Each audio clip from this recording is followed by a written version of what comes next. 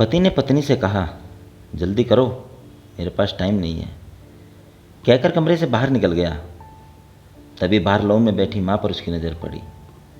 कुछ सोचते हुए वापस कमरे में आया और अपनी पत्नी से बोला, तुमने माँ से पूछा कि उनको दिवाली पर क्या चाहिए? पत्नी बोली, नहीं पूछा। अब उनको इस उम्र में चाहिए होगा क्या? 2 वक्त की रोटी और 2 जोड़ी कपड़े, इसमें पूछने वाली क्या बात है? यह बात नहीं है, माँ पहली बार दिवाली पर हमारे पास रुकी है, वरना हर बार वो गांव में ही रहती है। तो औपचारिकता के लिए ही सही। अरे इतना ही माँ पर प्यार उमड़ रहा है तो खुद क्यों नहीं पूछ लेते? झल्ला कर बोली और कंधे पर बैग लटका कर तेजी से बाहर निकल गई। सूरज माँ के पास जाकर बोला, माँ हम लोग दिवाली की खरीदारी के लिए जा रहे हैं, आपको कुछ चाहिए तो? माँ बीच में ही बोल पड़ी, मुझे कुछ नहीं चाहिए बेटा। सोच लो माँ, अगर कुछ चाहिए तो बता दीजिए। सूरज के बहुत जोर देने पर माँ बोली, ठीक है तुम रुको, मैं लिख कर देती हूँ। तुम्हें और बहू को बहुत खरीदारी करनी है, कहीं भूल न जाओ, कहकर सूरज की माँ कमरे में चली गई। कुछ देर बाद वापस लौटी और लिस्ट सूरज को थमा दी। सूरज ड्राइविंग सीट पर बैठते हुए बोला, देखा रजनी, माँ को भी कुछ चाहिए था पर बोल नहीं पा रही थी। मेरे जिद करने पर लिस्ट बना कर दी है। इंसान जब तक जिंदा रहता है रोटी और कपड़े के अलावा भी बहुत कुछ चाहिए होता है। अच्छा बाबा ठीक है, पर मैं पहले अपनी ज़रूरत का सामान खरीदूंगी, बाद में अपनी माँ की लिस्ट देखते रहना, कहकर रजनी कार से बाहर निकल गई। पूरी खरीदारी करने के बाद रजनी बोली, अब मैं बहुत थक गई हूँ, कार में एसी चालू करके बैठती हूँ, आप अपनी माँ का सामान देख लो। अरे रजनी तुम भी रुको, फिर साथ चलते हैं, मुझे भी जल्दी है। देखता हूँ माँ ने इस दिवाली पर क्या मंगाया है, कहकर माँ की लिखी पर्ची जेब से निकाली। बाप रे, इतनी लंबी लिस्ट! पता नहीं क्या क्या मंगाया होगा। ज़रूर अपने गांव वाले छोटे बेटे के परिवार के लिए बहुत सारे सामान मंगाए होंगे। और बनो श्रवण कुमार, कहते हुए रजनी गुस्से से सूरज की ओर देखते हुए बोली। पर ये क्या? सूरज की आंखों में आंसू और लिस्ट पकड़े हुए हाथ सूखे पत्ते की तरह हिल रहे थे।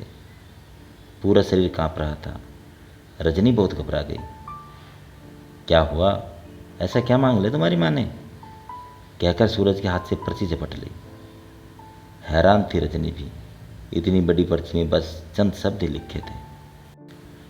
पर्ची में लिखा था, बेटा सूरज, मुझे दिवाली पर तो क्या, किसी भी अवसर पर कुछ नहीं चाहिए, फिर भी तुम जिद कर रहे हो तो मेरे शहर की किसी दुकान में अगर मिल जाए तो फुर्सत के कुछ पल मेरे लिए लेते आना।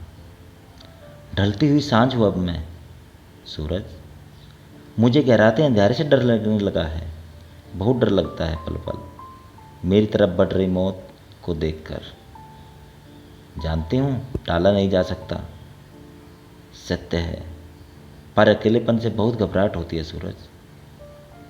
तो जब तक तुम्हारे घर पे हूँ कुछ पल बैठा कर मेरे पास, कुछ देर के लिए ही सही बांट लिया कर मेरे बुढ़ापे का अकेलापन। बिन दीप जलाए ही रोशन हो जाएगी मेरे जीवन की सांझ। कितने साल हो गए बेटा तुझे स्पर्श नहीं किया, एक बार फिर से आ मेरी गोद में सर रख और मैं ममता भरी हथेली से सहलाऊं तेरे सर को। एक बार फिर से इतराए मेरा दिल मेरे अपनों को करीब, बहुत करीब पाकर, और मुस्कुरा कर मिलूं मौत के गले। क्या पता अगली दिवाली तक रहूं न रहूं।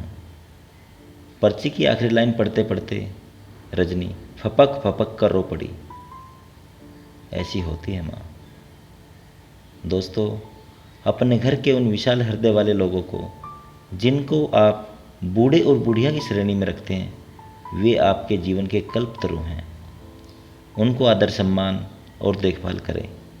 यकीन मानिए आपके भी बूढ़े होने के दिन नज़दीक हैं, उसकी तैयारी आज से ही कर लें, इसमें कोई शक नहीं।